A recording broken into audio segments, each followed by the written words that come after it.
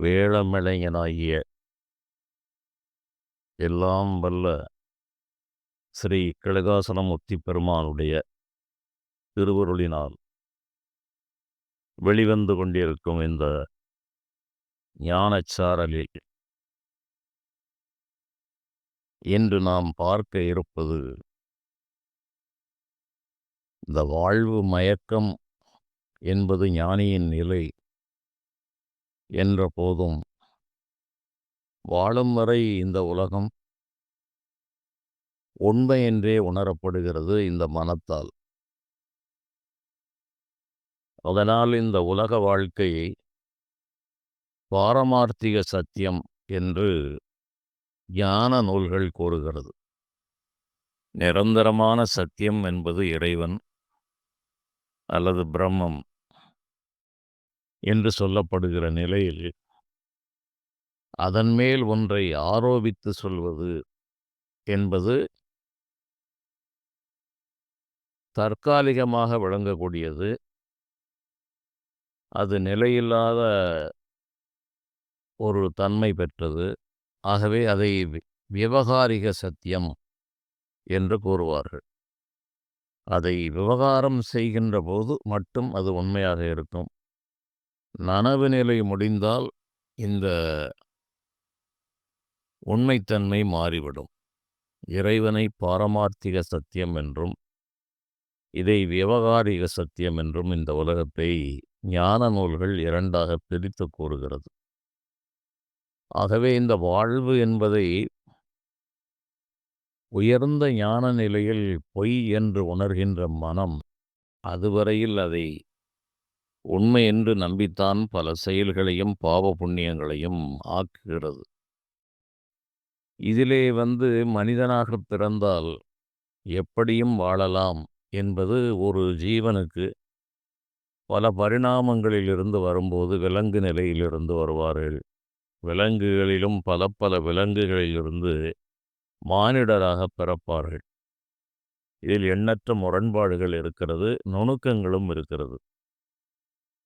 அந்த விலங்கு நிலையிலிருந்து மானிட நிலைக்கு வரும்போது அந்த முந்திய எல்லா மனிதர்களுக்கும் விலங்கு நிலையை கடந்தே வந்திருப்பார்கள். அந்த குணாதிசயங்கள் இருக்கும் என்றாலும் பக்குவப்பட்ட ஆன்மாக்கள் மீண்டும் மீண்டும் மானிட பிறவியையும் அதற்கு மேலான பல வானுலக வாழ்வுகளையும் பெற்று மனப்பண்பாடு அடைந்து கொண்டேதான் வருவார்கள். ஆனால் புதிதாக வருகிறவர்கள் அந்த முந்திய பிறவியினுடைய இயல்பை ஒட்டிய குணாதிசயங்களை பெற்றிருப்பார்கள். அது பல்வேறு மிருகங்கள் இருக்கிறது, பறவைகள் இருக்கிறது, விலங்குகள் இருக்கிறது. இது போன்றவற்றின் குணங்கள் புதிதாக மானிட பிறவி எடுத்த மனிதரிடம் நாம் நன்றாக காண முடியும். ஜாதகத்தாலும் உணர முடியும். அவர்களுடைய சொல், செயல், எண்ணம் இவற்றாலும் உணர முடியும். இந்த பேராசை, குறுக்கு வழியிலே தந்திரம் செய்வது, ஏமாற்றுவது, எப்படியாவது வாழ வேண்டும் என்பதுதான் மிருகங்களுடைய நியாயமும் நியமம். அது பசிக்காக எதை வேண்டுமானாலும் செய்து வாழ வேண்டிய தன்மையில் அது இருக்கிறது. அது ஈவு இரக்கமெல்லாம் பார்த்தால் வாழ முடியாது. அது தான் வாழ்வதற்காக எதையும் செய்கிறது. ஆனால் வயிற்றுக்காக மட்டுமே செய்கிறது. ஆனால் விலங்கு நிலையிலிருந்து மனிதனாக பிறந்தவன்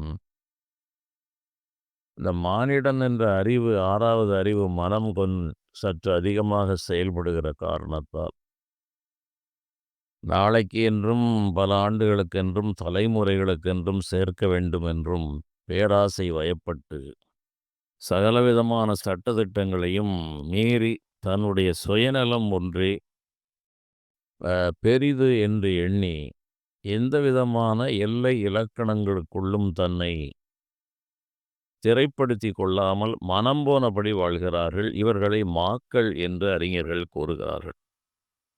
வள்ளுவர் பெருமான் மக்களே போல்வர் கயவர் அவரன்ன ஒப்பார் யாம் கண்டது இல் என்று திருக்குறளில் மிக தெளிவாக கூறுகிறார். மக்கள் வடிவத்திலே கயவர்கள் வாழ்வார்கள்.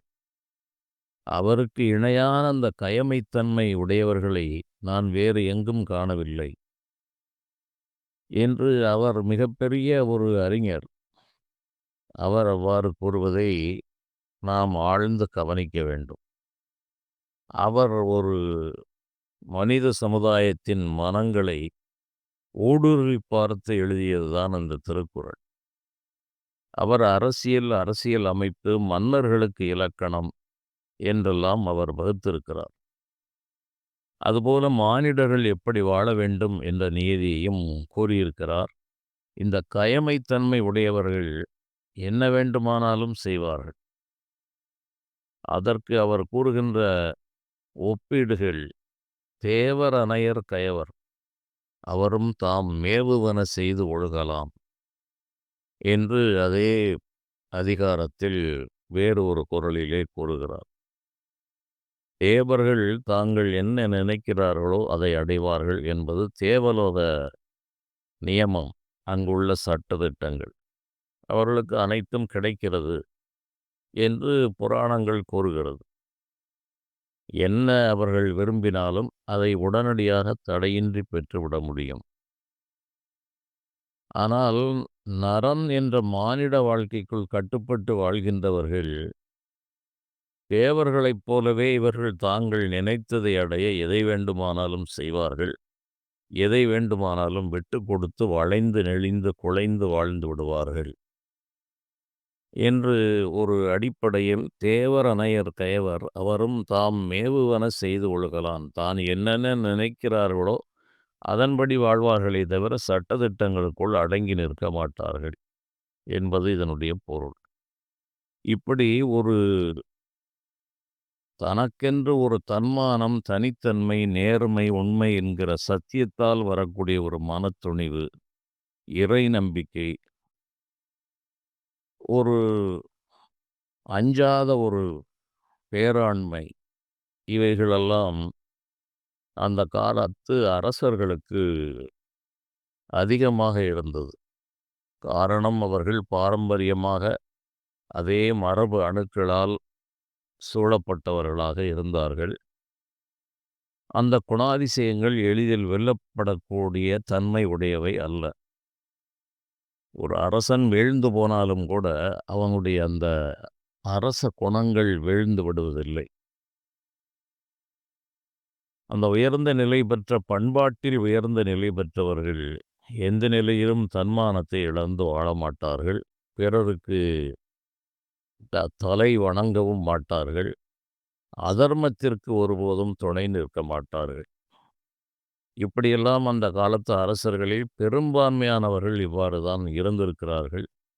கொடுங்கோல் அரசர்கள் என்று சரித்திரம் சிலரை குறிப்பிடுகிறது. அது வெகு சிலரை குறிப்பிடுகிறது. அதிகாரம் கையில் வந்தால் ஒரு மனிதனுக்கு தர்ம நியாயங்களை மீறுகின்ற ஒரு மனநிலை வந்துவிடும். அது அதிகாரம் என்பது ஒரு போதை. அந்த போதையின் பயத்தால் தனக்கு கீழ்ப்பட்டவரிடம் தர்மநெறி தவறி நடப்பது, தர்மநெறி தவறி நீதி வழங்குவது, கொடுங்கோன்மை செய்வது என்பது சிலரிடம் காணப்பட்டிருக்கிறது வரலாற்றின்படி பார்க்கும்போது. ஆனால் பெரும்பான்மையான அரசர்கள் தங்கள் உடல் பொருள் ஆவியை இந்த மண்ணுக்கே அர்ப்பணித்திருக்கிறார்கள் என்பதையும் நம்மால் அறிய முடிகிறது. இந்த உலகம் யாருக்கு கீழே பாதுகாப்பாக தங்கி இருக்கிறது அல்லது வேறொரு பொருளிலே இந்த உலகம் எதனால் விழாமல் இருக்கிறது என்று வள்ளுவர் பெருமான் ஒரு உதாரணத்தை கூறுகிறார். செவிகைப்ப சொற்பொருட்கும் மன்னன் கவிகை கீழ் தங்கிற்று இவ்வுலகு என்று ஒரு குறளில் கூறுகிறார். மன்னவன் என்பவன் அவனுக்கு நேருக்கு நேராக அந்த மன்னனுடைய குறைகள் அனைத்தையும் அவனுடைய செவிகள் கைத்துப் போகும் அளவு குற்றச்சாட்டுக்களை கூறினாலும் அதில் உண்மைத்தன்மை என்ன என்று ஆராய்ந்து பார்த்து நீதி வழங்க வேண்டும். அப்படி உயர்ந்த பண்பாளனாகிய ஒரு அரசனினுடைய கொடைக்கு கீழாக இந்த உலகம் தங்கிற்று. மக்கள் வாழ்ந்தார்கள் என்று ஒரு பொருள் இருந்தாலும் இந்த உலகமும் ஆகவேதான் சுழன்று கொண்டிருக்கிறது கீழே விழாமல் என்ற ஒரு பொருளிலும் இதை ஆய்வு செய்து கூறுபவர்களும் உண்டு. இந்த சந்தர்ப்பத்தில் எங்களுடைய மூதாதையர்களோடு நெருங்கிய தொடர்பு கொண்ட தென் மாவட்டத்தில் இருக்கிற வடகரைப்பாளையம் என்ற சொக்கம்பட்டி ஜமீன், பாண்டிய மாமன்னர் பராக்கிரம பாண்டிய ராஜாவால் உருவாக்கப்பட்டது. அவரால் ஒரு 5 சகோதரர்களுக்கு ஒரு 56 கிராமங்கள், தென்காசி, தென்காசி, புளியரை என்று சுற்றுவட்டார கிராமங்கள் வரை ஒரு 56 ஊர்களை, வளமான பகுதிகளை அந்த தென்காசி கோயில் உட்பட இவர்களை நாடு காவலர்களாக பராக்கிரம பாண்டியன் நியமித்தார். அந்த காலத்தில் அரசர்கள் சுகபோக வாழ்க்கையை நடத்தவில்லை என்று நான் கூறினேன். அவர்கள் காவலன் என்றுதான் தங்களை கூறிக்கொண்டார்கள். ஆகவே நாடு காவலர்கள், வையம் காவலர் என்றுதான் இலக்கியங்கள் கூறுகிறது. அரசன் என்று சொல்வதை விட மக்கள் உறங்க மன்னன் நகர்வலம் செய்தது மன்னருடைய ஆட்சி காலத்தில். மாறுவேடத்தில் மக்களெல்லாம் நன்கு இருக்கிறார்களா? களவு, திருட்டு பயங்கள் இல்லாமல் குடிமக்கள் நிம்மதியாக இருக்கிறார்களா என்று இவர்கள் கண்விழித்து இரவு காவல் வேலை செய்தார்கள். ஆகவே காவலன் என்று பகலும் இரவும் இந்த மக்களுக்கு தன்னுடைய உடல், பொருள், ஆவியை கொடுக்கும் விதமாக ஆண்ட மனிதர்கள், அரசர்கள் நிறைய இருக்கிறார்கள். அதில் ஒருவர் பொற்கை பாண்டியன். அந்த கதையெல்லாம் அநேகருக்கு தெரிந்திருக்கலாம். இன்றைய தலைமுறையினர் அறியாமல் இருக்கலாம். பின்னர் ஒரு சந்தர்ப்பத்தில் நான் கூறுகிறேன். இந்த சுதந்திரம் என்பது சாதாரணமாக வந்துவிடவில்லை. அதற்கு ஒரு நீண்ட சரித்திரம் இருக்கிறது. சுமார் 250 ஆண்டு கால போராட்ட வாழ்க்கை அதிலே மறைந்து கிடக்கிறது. வடக்கே இமயம் முதல் குமரி வரை கணக்கில்லாதவர்கள் இந்த சுதந்திர போராட்டத்திலே ஈடுபட்டிருக்கிறார்கள். இந்த போராட்டத்தை முழுவதும் தொடர்ந்தவர்கள், முடிக்க முடியாமல் மாண்டு போனவர்கள், கொடுமையான சித்திரவதைக்கு அஞ்சி தன்னைத்தானே மாய்த்து கொண்டவர்கள் என்றும் ஒரு மிகப்பெரிய பட்டியலே இருக்கிறது. சிறையிலே நொந்து வாடியவர்கள் என்று அந்த முதல் சுதந்திர போர் சிப்பாய் கலகம் என்று சரித்திரம் கூறுகிறது. ஆனால் உண்மை நிலவரம் என்ன என்றால், இந்த சரித்திரம் என்பது பதிவேற்றம் செய்யப்பட்டது, ஆவணங்களாக்கப்பட்டது அனைத்தும் ஆங்கிலேயர்களால். அதற்கு முன்பாக அது செவிவழி செய்தியாக மட்டுமே இருந்திருக்க முடியும். கல்வெட்டுகளாக இருந்தவற்றில் மிக குறைந்த அளவு செய்திகள் தான் அதிலே குறிப்பிட முடியும். கல்வெட்டுகளையும் மாற்றிவிட முடியும். அரசர்கள் தங்களுக்குள் இருந்த போட்டி உணர்வால் கல்வெட்டுகளையும் மாற்றுகின்ற செயல்களும் நடந்திருக்கிறது. ஆகவே கல்வெட்டில் ஒரு விஷயம் இருக்கிறது என்றால் அதை 100க்கு 100 உண்மை என்று நாம் எண்ண முடியாது. அதனால்தான் அரசர்கள் அந்த காலங்களிலே கல்வெட்டுகளை எப்படி வைத்தார்கள் என்றால், ஒரு மிகப்பெரிய ஆலயத்தினுடைய பிரதான தெய்வத்தின் அந்த கற்பக்கிரகத்தின் பின்னால் உள்ள கற்களிலே மிக விரிவாக அந்த கல்வெட்டுகள் அமைக்கப்பட்டது. காரணம் என்னவென்றால், கோயிலை சேதப்படுத்த மாட்டார்கள். அவ்வாறு கோயில்களிலே சுற்றுப்புறங்களெல்லாம் சேதமடைந்தாலும், அந்த மூலக்கோயில் சேதமடைவதற்கான வாய்ப்புகள் மிக குறைவு என்ற காரணத்தால், அந்த மூலக்கோயிலை சுற்றி அந்த கற்களிலே வெளிப்புறமாக கல்வெட்டுகள் அமைந்த கோயில்களும் இருக்கிறது. அதைத் தவிர அங்கங்கே காணப்படுகின்ற கல்வெட்டுகள், அரசர்கள் தங்களுக்குள் உள்ள அந்த கௌரவ பிரச்சனையால் அந்த கல்வெட்டுகளிலும் 100க்கு 100 உறுதித்தன்மையை நாம் கூற முடியாது. செவிவழி செய்திகள் பெரும்பாலும் அந்த மன்னர் மரபைச் சேர்ந்தவர்கள், அவர்களோடு நெருங்கி இருந்த அந்த உறவுத் தொடர்பில் இருந்தவர்கள், அங்கே மானியக்காரர்கள் என்ற ஜாகீர்தார் என்று பின்னால் அவர்கள் நவாப்புகள் காலத்திலே அதை மானியமாக பல ஊர்களை மன்னர்களிடமிருந்து பெற்று அதை நிர்வகிக்கிறவர்கள் மானியக்காரர்கள். ஒரு 10 ஊர், 12 ஊரை அவர்கள் நிர்வாகம் செய்வார்கள். 3ல் 1 பங்கு நிலம் அவர்களுக்கு, மீதமுள்ள ஒரு 33% மன்னருக்கு, அதன் பிறகு எஞ்சிய 33% பொதுமக்களுக்கு என்று 3 விதமாக இது பிரிக்கப்பட்டு இந்த பாளையங்கள் ஆட்சி செய்தது. அதில் இந்த வடகரைப்பாளையத்தில் வடக்கு பகுதியில் ஒரு 12 கிராமங்கள் எங்களுடைய மூதாதையர்களுக்கு மானியமாக விடப்பட்டது. அந்த மானியமாக விடப்பட்டதில் மலையடிவாரம் வரை ஒரு 33% இடங்கள் எங்களுடைய மூதாதையருடைய முழுமையான சுதந்திர கட்டுப்பாட்டிலே இருந்தது. மன்னருக்கு என்று வழங்கப்பட்டது. இவை மன்னருடைய ஆட்சிக்கு கீழ் வந்த போதிலும், இதை ஒரு சுதந்திரமாக இந்த 33% நிலப்பரப்புகளை இவர்கள் பயன்படுத்திக் கொள்வதோடு, இந்த 12 ஊர்களிலுடைய நீதி நிர்வாகங்களை பரிபாலனம் செய்து, அங்குள்ள நெல், தானியங்கள் முதலியவற்றை சேகரித்து, பஞ்ச காலங்களிலும், மற்ற காலங்களிலும் அந்த சிற்றரசர்களுக்கு கொடுக்க வேண்டும். பொதுவான அரண்மனை காரியங்கள் அனைத்தையும் பார்க்க வேண்டும். தற்காலத்தில் உள்ளது போல சவுத் சோன், நார்த் சோன் என்று 4 திசைகளுக்கும் பிரிப்பது போல இவர்கள் சிற்றரசர்கள் தங்களுடைய நெருங்கிய வட்டத்தில் உள்ளவர்களை இவ்வாறு மானியக்காரர்கள் என்று பிரித்தார்கள். என்னுடைய தந்தை வழி மூதாதையர்கள் அது போன்ற மானியக்காரர்களாக 12 ஊர்களிலே முழுமையான அந்த 33% இடத்திற்கு முழு உரிமையும், மற்ற அனைத்து பகுதிகளையும் நிர்வாகம் செய்து மன்னர்களோடு சேர்ந்து செயல்படுகிற விதமாகவும் வாழ்ந்தார்கள். ஆகவே மன்னர்கள் சுகவாசிகளாக வாழவில்லை. அவர்கள் இரவும் பகலும் கண் விழித்து வாழ்ந்திருக்கிறார்கள். ஒரு சிலர் பிழை செய்திருக்கலாம். அந்த பிழை மன்னிக்கக்கூடிய அளவிலே இருக்கும். பிழை செய்யாதவர்கள், நெறி தவறாதவர்கள் நெடுநாட்கள் இந்த மண்ணை ஆண்டார்கள் என்பதை இன்றைய தலைமுறையினர் தெரிந்து கொள்ள வேண்டும். அதன் காரணமாகத்தான் இன்று நான் இந்த சுதந்திர நாளில் இந்த வரலாறுகளெல்லாம் திரிக்கப்பட்டு, மறைக்கப்பட்டு, ஆங்கிலேயர்கள் தங்களுடைய வசதிக்காக எழுதிய சரித்திர குறிப்புகள் கணக்கில்லாதது. நம் நாட்டு அரசர்களுடைய வீரத்தை மிகத் தாழ்வாக மதித்தும், தங்களுடைய மேலாதிக்கத்தை உயர்வாகச் சொல்லியும், அவர்கள் இந்த கெசட்டீர் என்று மாவட்டத்தில் நடக்கிற செய்திகளை எல்லாம் பதிவேற்றம் செய்து ஆங்கிலேய அரசுக்கு கடிதங்களாக எழுதியிருக்கிறார்கள். அதை கண்ட்ரி கரஸ்பாண்டன்ஸ் என்று சரித்திரத்தில் குறிப்பிடப்படுகிறது.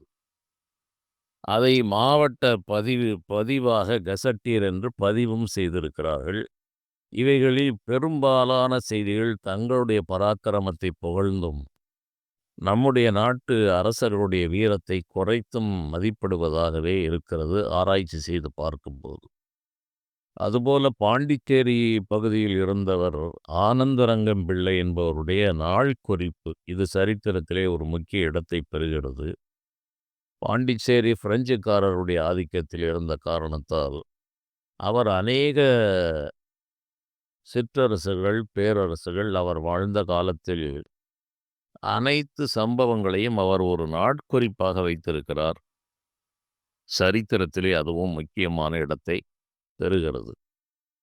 இதில் சரித்திர குறிப்புகள் இல்லாமல் எங்களுடைய மூதாதையர்கள் செவி வழியாக என்னுடைய தந்தை சொல்லிய செய்திகளை ஒரு நூலளவு விரிக்கலாம். அவ்வளவு செய்திகளை அவர் கூறியிருக்கிறார் என்னுடைய இளமை காலத்தில். அதன் பிறகு சரித்திர ஆய்வுகளை செய்யும்போது அனைத்தும் ஒரு வரி விடாமல் அது உண்மை என்று, அதாவது உண்மை குறைவாக இருக்கிறது. விரிவான உண்மையை என் தந்தை என்னிடம் கூறியிருக்கிறார். அதில் ஒரு சில விஷயங்கள் மட்டும் பெயர், எந்தெந்த ஊரிலே என்னென்ன நடந்தது என்பது வரை இத்தனையும் மீறி சரித்திரத்திலே வெளிவந்திருக்கிறது என்பது ஒரு ஆச்சரியமான செய்தி. காரணம், அநேக விஷயங்கள் மறைக்கப்பட்டது, திரித்து சொல்லப்பட்டது. நேர்மையான அரசர்களை கொடுங்கோலர்கள் என்றும் பலவிதமான குற்றச்சாட்டுக்களை அவர்கள் மீது, நம்மை வியாபாரம் செய்ய வந்து நம்மை அடிமையாக்கி பல குறுக்கு வழிகளிலே நாட்டை பிடித்து கொண்டு ஒரு பேரலல் கவர்ன்மெண்ட் என்று ஆரம்பித்து அதன் பிறகு தலைக்கு மேலே ஏறி உட்கார்ந்து கொள்ளுகிற நிலைக்கு வந்தவர்கள் நம் நாட்டை ஆண்டவர்களை திருடர்கள் என்றும் கொள்ளைக்காரர்கள் என்றும் பல விதங்களில் அவதூறுகளை பரப்பினார்கள். இவற்றையெல்லாம் இன்றைய தலைமுறையினர் தெரிந்து கொள்ள வாய்ப்பில்லை. இந்த நிலையில் இவர்களெல்லாம் நவாப்புகளுடைய ஆட்சி, இவர்களுடைய வருகையெல்லாம் வரும் முன்பாகவே பாண்டியர்களுடைய ஆட்சி காலங்கள் வீழ்ச்சியுற்றிருந்தபோது, விஜயநகர பேரரசு இந்த ஆற்காடு நவாப் இவர்களெல்லாம் இங்கு தெற்கு பகுதியில் முகாமிட்டு, அவர்கள் தங்களுடைய ஆதிக்கத்தை நிலைநாட்டிக் கொண்டிருக்கிற காலத்திலே, விஜயநகர பேரரசர்கள் பாண்டிய நாட்டிற்குள் நுழைந்து, ஒரு மறுசீரமைப்பிற்காக மிகவும் அவர்கள் உதவியிருக்கிறார்கள் என்பதை சரித்திரத்தின் வாயிலாக நம்மால் அறிய முடிகிறது. அவ்வாறு அவர்களுடைய மூர்க்கமான அந்த போராட்டத்திலும், பின்வாங்காத அந்த தன்மையிலும், இந்த ராஜ்யத்தை ஓரளவு சமநிலைக்கு கொண்டு வந்தார்கள் இந்த விஜயநகர பேரரசர்கள். அவர்களுடைய காலத்திற்கு பிறகு திருமலை நாயக்கர் போன்ற மன்னர்களெல்லாம் மதுரையை ஆண்டார்கள். இவர்களும் நீதிநெறி தவறாமலும் மதுரையை ஆண்ட திருமலை நாயக்கர் மீனாட்சி தேவியை வழிபடு தெய்வமாகவும், இஷ்ட தெய்வமாகவும் வைத்து, அம்பாள் கிளி ரூபமாக அவர்களுக்கு செய்திகளை சொல்லிக் கொண்டிருப்பார் என்பது செவிவழி செய்தி, நம்பகமான செய்தி. அந்த அளவு அவர்கள் அந்த இறைவனோடு ஒன்றித்தான் இந்த சாம்ராஜ்ய பரிபாலனத்தை செய்திருக்கிறார்கள். இப்படி இவர்கள் அதனால் மிகப்பெரிய ஒரு அரண்மனையை நாயக்கர் மகால் என்று மிக விரிவாக இருந்ததில் காலத்தால் அழிந்தது போக எஞ்சியவை இருக்கிறது. அதுவே ஒரு பிரம்மாண்டமான ஒரு தன்மையில் இப்போது நம்மால் காண முடிகிறது. அப்போது அந்நியர்களுடைய ஆதிக்கம் அதிகமாக வேரூன்றாத நிலையில் இவர்கள் இறைபணி, திருப்பணி என்றெல்லாம் செய்து கொண்டிருந்தார்கள். அந்நியர்களுடைய கலவரம், அவர்களுடைய ஆதிக்கம் அதிகப்படும்போது இவர்களுடைய இறைபணியும் தடைப்பட்டது. இவருடைய சொந்த வாழ்க்கையும் தடம் மாறிப் போயிற்று. எப்போதும் போர், அ வழக்கு, ஆங்கிலேய ஆதிக்கத்தை எதிர்க்க வேண்டும் என்றதால் பலவிதமான நெருக்கடிகள் என்று இவர்கள் வாழ்க்கை ஒரு மிக போராட்டமாகவே ஒரு 200 ஆண்டு காலம் போராட்டத்திலே இவர்களுக்கு கழிந்தது.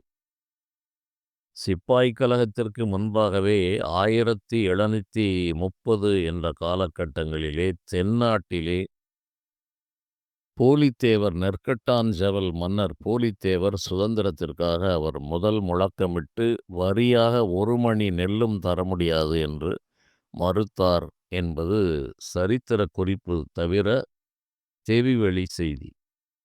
காரணம் என்ன என்றால் வடகரைப்பாளையத்திற்கும் அதற்கு ஒரு 20 மைல் தொலைவில் உள்ள இந்த நெற்கட்டான் ஜெவல் பாளையத்திற்கும் திருமண உறவுகளெல்லாம் இருந்திருக்கிறது. இதை கண்டு கேட்டு பழகி தெரிந்தவர்களெல்லாம் என்னுடைய மூதாதையர்கள் மற்றும் அந்த மன்னர் வழி மரபினர்களெல்லாம் கூறிய செய்திகள். இவை வரலாற்றில் பெரும்பாலும் மறைக்கப்பட்டே இருக்கிறது. அதிலும் பூலித்தேவருடைய வரலாறுகள் எல்லாம் திரித்து எழுதப்பட்டது. வடகரைப்பாளைய வரலாறுகளும் மிகவும் திரித்து அவர்களை கொள்ளைக்காரர்கள் என்ற அளவில் சித்தரித்து ஆங்கிலேயர்கள் எழுதினார்கள், எழுதியிருக்கிறார்கள். அதையும் மீறி சில விஷயங்களெல்லாம் என்னைப் போன்றவர்களால், அந்த பாரம்பரியத்தை சேர்ந்தவர்களால் இந்த உண்மைகள் உலகம் தெரிய வேண்டும் என்று அவ்வப்பொழுது கூறினாலும், ஏழை சொல் அம்பலம் ஏறாது என்ற ஒரு பழமொழியின்படி, இன்று அதிகாரம், அந்தஸ்து, ஜபர்தஸ்து என்றெல்லாம் எதுவும் இல்லாத நிலையில், அனைத்தையும் சுதந்திரத்திற்காக இழந்துவிட்டு மைனஸ் என்ற நிலையில் சென்று, ஸீரோ நிலைக்கு வந்து அதற்கு மேல் தலையை தூக்கி வாழ்ந்து கொண்டிருக்கிற இந்த மிகப்பெரிய ஒரு தியாக வரலாற்றைக் கொண்ட ஒரு பாரம்பரியத்தில் உதித்த என்னை போன்றவர்களுடைய சொற்கள் வெளி உலகத்திற்கு வராது, அது புரியாது, அதை மதிக்க மாட்டார்கள். இதை நான் ஒரு 45 ஆண்டுகளுக்கு மேல் 48 ஆண்டுகளுக்கு மேல் இந்த செயலை அவ்வப்பொழுது செய்து வந்தாலும், எந்த அங்கீகாரத்தையும் எதிர்பார்க்கும் நிலையில் இல்லை. செய்திகள் உலகத்திற்கு தெரிய வேண்டும் என்று நான் ஞானம் என்பது ஒரு புறம் இருந்தாலும், வரலாறு தெரிய வேண்டும். அந்த பாரம்பரியத்தில் வந்தவன் என்ற காரணத்தால் தெரிந்த உண்மைகள் உலகத்துக்கு தெரிய வேண்டும். அவர்கள் செய்த ஆலய திருப்பணிகளெல்லாம் உலகம் அறிய வேண்டும் என்று இதை ஒரு சிறு பகுதியாக நான் செய்வது உண்டு. காரணம், பின்னால் வருகிறவர்கள் எல்லோரும் ஞானிகள் அல்ல. அவர்களுக்கு நாட்டுப்பற்று தேவை, துணிவு தேவை, அநீதியை எதிர்க்கின்ற ஒரு மனநிலை தேவை. அந்நியர்களுடைய சட்டம் எப்படியெல்லாம் நம்மை கட்டுப்படுத்தியது என்ற உண்மை சம்பவங்களை அவர்கள் அறிந்திருக்க வேண்டும். ஆங்கிலேயர்களைக் கண்டால் இந்தியர்கள் முழங்காலால் நடக்க வேண்டும் என்று ஒரு சட்டம் இருந்தது. இவையெல்லாம் என் தந்தையினுடைய காலத்தில் அவர் பார்த்தது. என்னுடைய தாத்தா அவற்றையெல்லாம் எதிர்கொண்டவர். எங்களுடைய மூதாதையர்கள் இதிலேயே ஒரு 150 ஆண்டுகள் போராடி தங்களுடைய அளப்பரிய சொத்துக்களை எல்லாம் அவர்கள் இதற்காக விட்டு கொடுத்தவர்கள். அருகில் இருந்தவர்கள் பணிந்து போனவர்கள் எதிர்ப்பார்கள், பின்னர் பணிந்து விடுவார்கள்.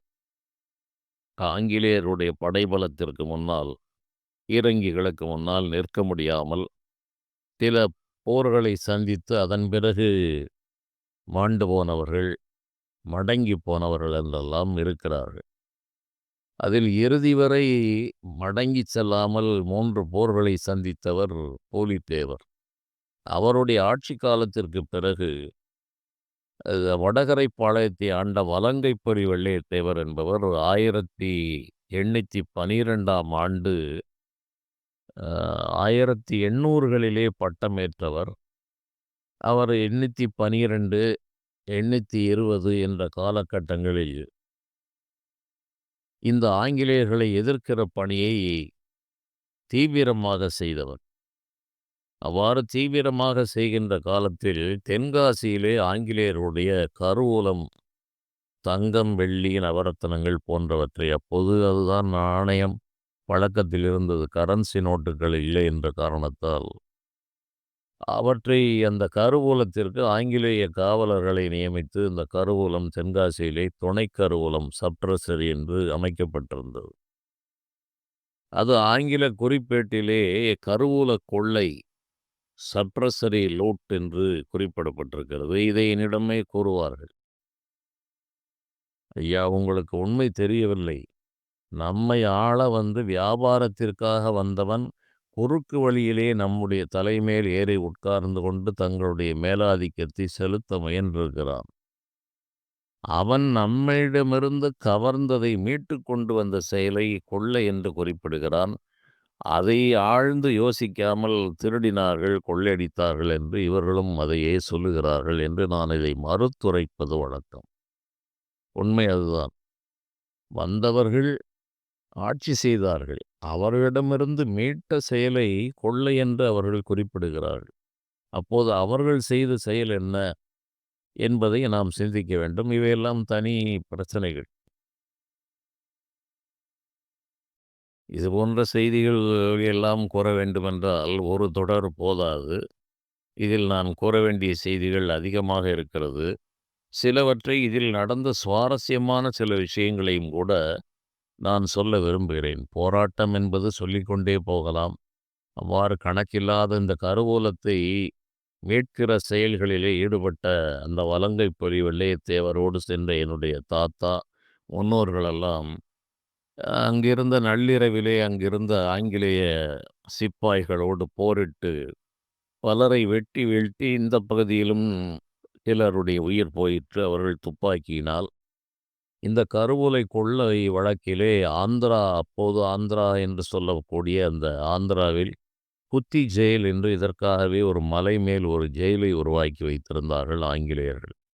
இந்த குத்தி ஜெயிலில் ஒரு 4, 5 ஆண்டுகள் சிறைவாசம் பெற்றதில் மன்னரோடு என்னுடைய முன்னோர்கள் தாத்தாவும் அதில் சிறைவாசம் செய்தார்.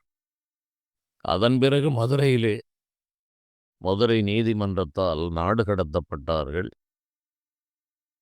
ஆங்கிலேய கலெக்டர்களுக்கு நாடு கடத்தும் துணிவு இல்லாத காரணத்தால் இவர்கள் மீண்டும் வந்து மக்களுடைய ஆதரவால் அந்த வடகரை பாளையத்தை மீண்டும் ஆட்சி செய்யத் தொடங்கினார்கள். இப்படி இந்த கதை போகிறது. இதனால் என்னுடைய தாத்தா ஒரு முறை இவர்கள் ஒருவருக்கொருவர் டிவைட் அண்ட் ரூல் என்ற ஒரு வழியை கையாண்ட காரணத்தால் உடைத்து பிரிவினை செய்து ஆட்சி செய்வது, அவர்களுக்குள் பேதத்தை மூட்டிவிட்டு இவர்கள் ஆள்வது என்பது ஒரு தந்திர உபாயம். அதைப்போல மன்னருக்கும் எங்களுடைய மூதாதையருக்கும் அவர் சிற்றரசர். அவர்களுடைய பிரிவில் நெருங்கியவர்களே மானியக்காரர்கள் என்று வைத்திருக்கிறார்கள். பொது மலையில் இருந்து வருகிற நதி எங்களுடைய மூதாதையருடைய குலத்திற்கு முதலிலே பாய்ந்து, அதன் பிறகு சமஸ்தானத்திற்கு செல்கிறது என்ற ஒரு நிலை, அது இயற்கையின் போக்கிலே அவ்வாறு அமைந்திருக்கிறது. இதை வைத்துக்கொண்டு மன்னருக்கும், எங்களுடைய மூதாதையர்களுக்கும் ஆங்கிலேயர்கள் விரோதத்தை ஏற்படுத்தினார்கள்.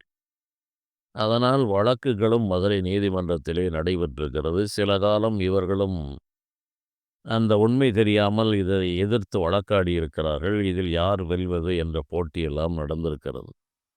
அதன் பிறகு உண்மை தெரிந்து கொண்டு இவர்கள் தங்களுக்குள் அந்த பிணக்கை விட்டார்கள். அந்த விட்ட காலத்திலேயே ஆங்கிலேய மாவட்ட கலெக்டர் ஆர்.கே. பர்க்கிள் என்பவர், அந்த மலையடிவார பகுதியில் இருந்து கொண்டிருந்த என்னுடைய தாத்தா, இவரிடம் தனித்தனியாக மன்னரிடம் தனியாக பேசுவது, எங்களிடம் மானியக்காரரிடம் தனியாக பேசுவது என்று இந்த பகைமையை வளர்க்கும் செயலில் ஒருமுறை ஈடுபட்டபோது வெகுண்டெழுந்த என்னுடைய தாத்தா அந்த ஆர்.கே. பர்க்கிள் என்பவரை அரிவாளால் வெட்டினார். அவர் எந்தவிதமான ஆயத்தமும் இல்லாமல் தனியாக அவருடைய ஜீப்பிலே வந்த சமயத்தில் இந்த சம்பவம் நிகழ்ந்தது. உடனடியாக ஜீப்பிலே சுதாரித்து ஏறியதால் அந்த வெட்டு இவர் மேல் முழுமையாக விழாமல் ஜீப்பிலே அந்த வெட்டு விழுந்தது. சுற்றிலும் இருந்த மக்கள் எல்லாம் எங்களுக்குத்தான் அவர்கள் ஆதரவாக இருந்தார்கள்.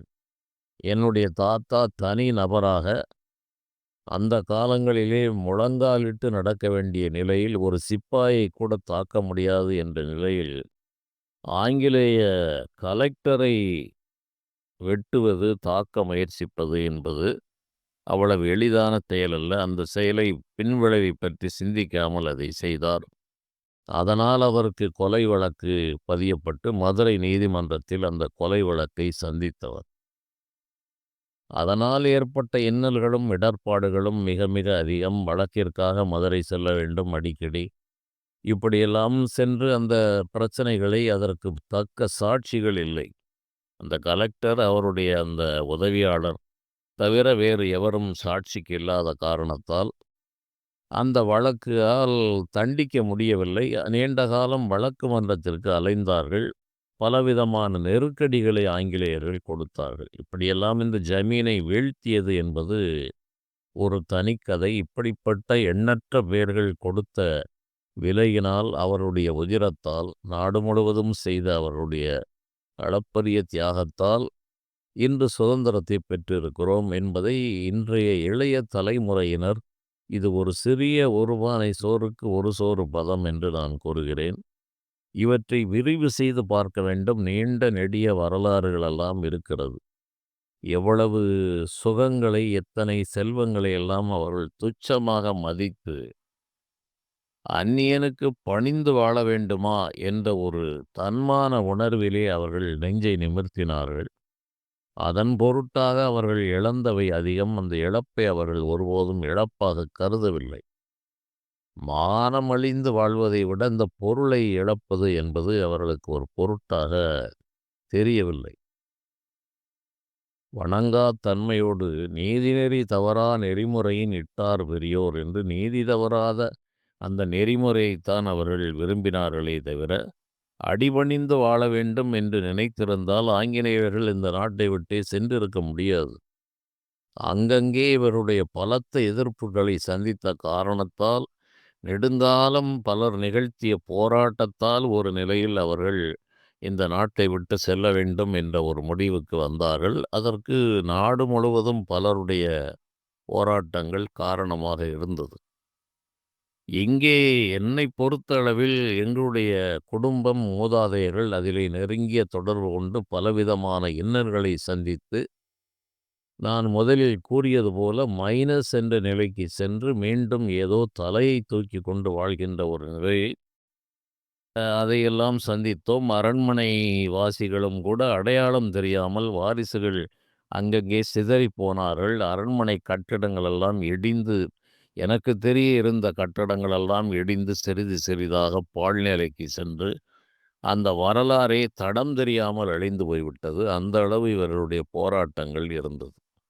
பேரளவில் இன்று பல அரண்மனைகள் இருந்தால், அவர்கள் தங்களுடைய எதிர்ப்புகளை ஒரு சிறிது எல்லையோடு நிறுத்திவிட்டார்கள். ஆகவே அந்த அரண்மனையாவது தப்பித்தது.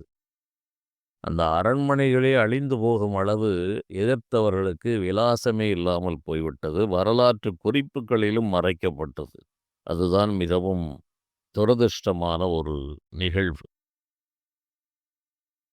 இந்த நிலையில் குற்றாலம் திருக்கோயிலுடைய குலசேகர பாண்டியனால் ஆரம்பித்து வைக்கப்பட்ட திரிகூடநாதர், திரிகூடபதி என்று சொல்கிற அந்த குற்றாலநாதனுடைய உட்கோயிலும், குழல்வாய் மொழியினுடைய உள்கோயில்களும் மட்டுமே குலசேகர பாண்டிய மன்னரால் தொடங்கப்பெற்று, அதன் பிறகு 300 ஆண்டுகளுக்கு முன்னால் செம்புலி சின்னனஞ்சாத் தேவர், அவருடைய சகோதரர் ராஜகோபாலத்தேவர் என்பவர்களால் சுற்றுமதில், கொடிமரம், நந்தி, சுற்று கோயில்கள் என்று பலவிதமான வேலைகளும் செய்து, அந்த திரிகூடபதி என்ற குற்றாலநாதர் கோயிலை மிக சிறப்பாக அவர்கள் கட்டினார்கள். அப்போது மதுரையை ஆண்டவர் விஜயரங்க சொக்கநாத நாயக்கர் என்பவர்.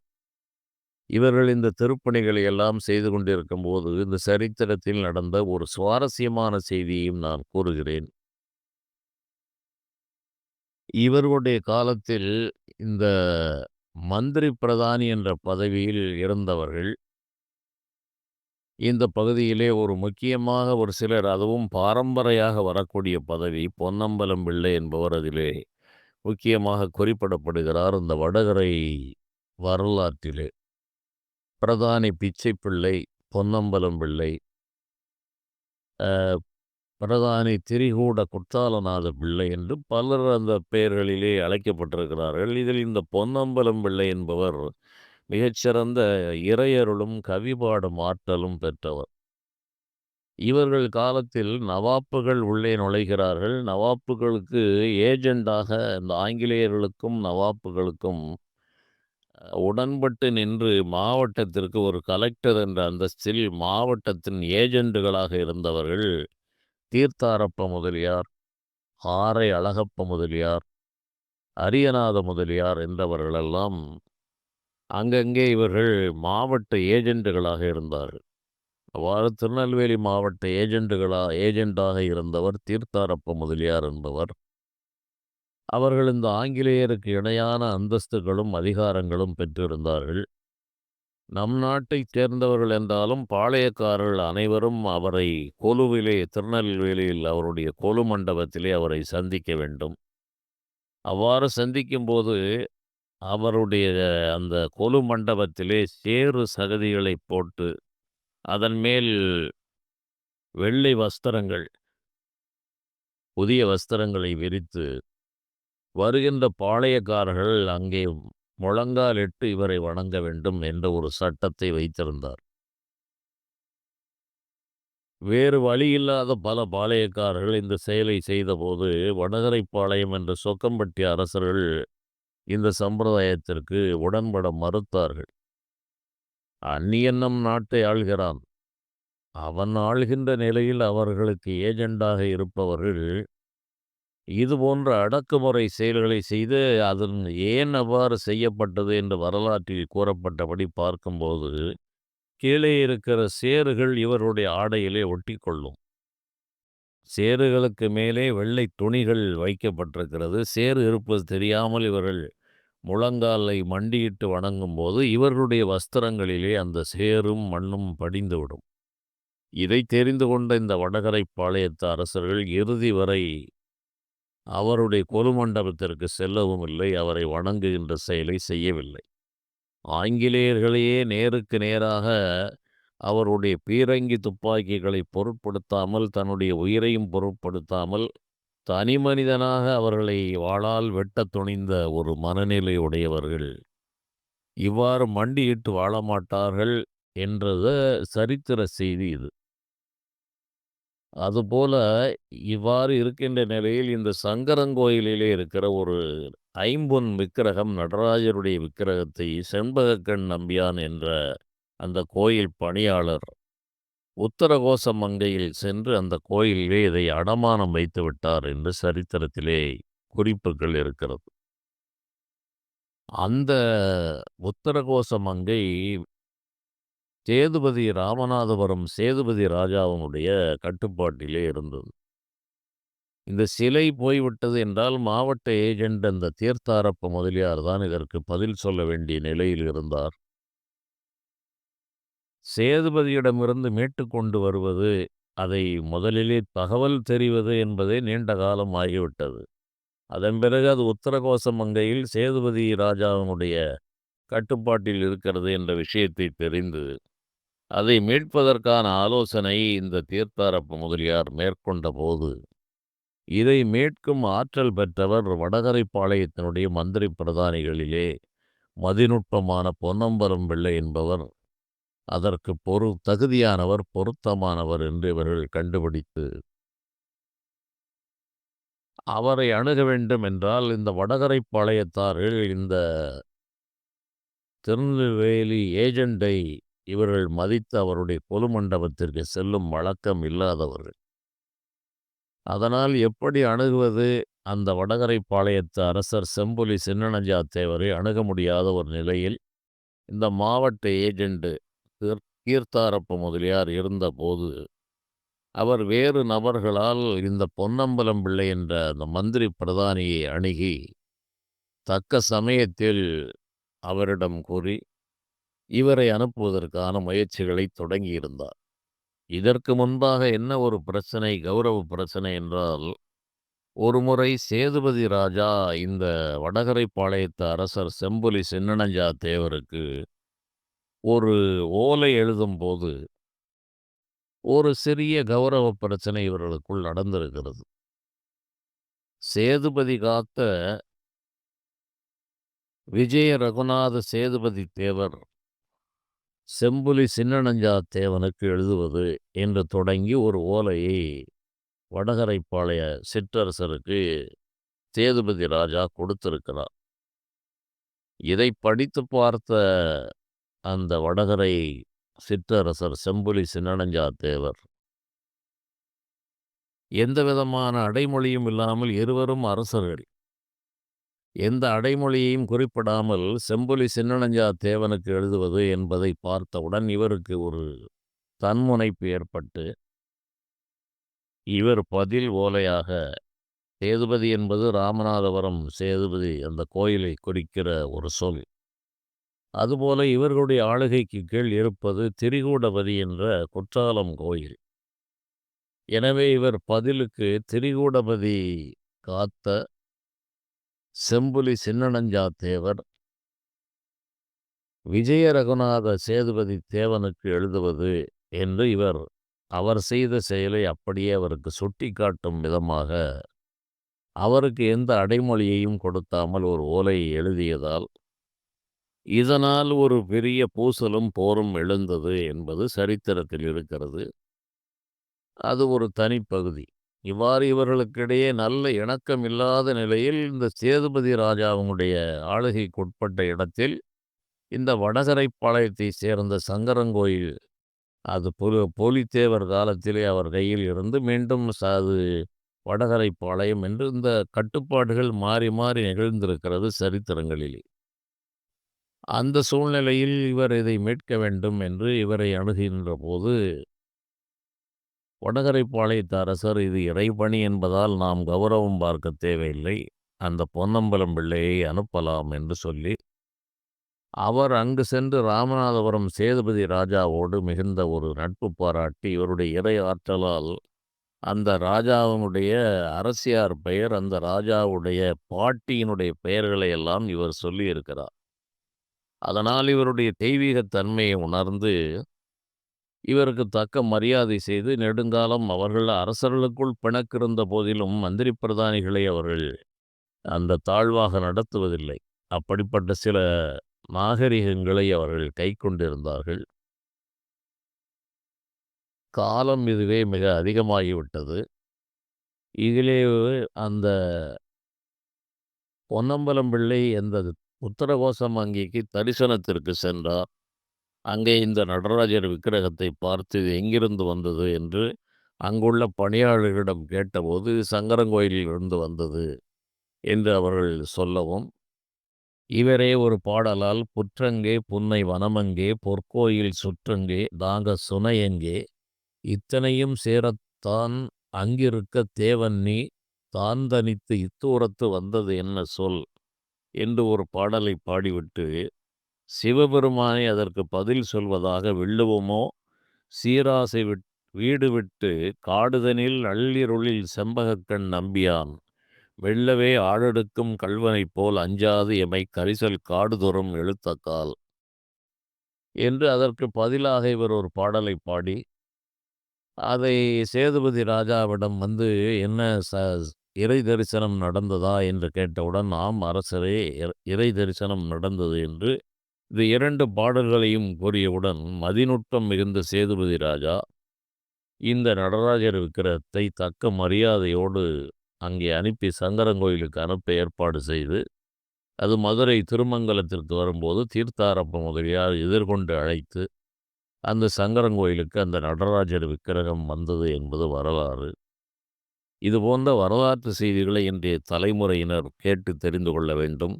இது காலம் சற்று அதிகமாகிவிட்டதால் பொறுமையோடு இந்த வரலாறை கேட்டு பயன்பெற வேண்டும், பலருக்கும் சென்றடைய வேண்டும் என்று நான் கேட்டுக்கொள்கிறேன். மீண்டும் சுதந்திர தின வாழ்த்துக்களை கூறுகிறேன். தேசியத்தையும் தெய்வீகம் என்பது அடிப்படை. தேசியம் என்பது ஒரு மனிதனுடைய நேர்மைக்கான ஒரு உணர்வு. ஆகவே இந்த மண்ணிலே எவரும் நீடித்து ஆட்சி செய்தவர்கள் இல்லை. இந்த மண்ணிலே நீண்ட காலம் இருந்தவர்கள் இல்லை. எல்லாம் ஒரு கனவுக்கு நிகர் என்ற போதிலும் இலக்கண எல்லைக்கு உட்பட்டு தன்மானத்தை இழந்து விடாமல் வாழ்ந்திருக்கிறார்கள் என்ற அந்த உயரிய பண்பிற்காக அவர்கள் அனைவருக்கும், இந்த பாடுபட்ட அனைவருக்கும் நம்முடைய நன்றிகளை கூறி வாழ்த்துக்களையும் கூறுகிறேன். மீண்டும் சந்திக்கலாம். நன்றி.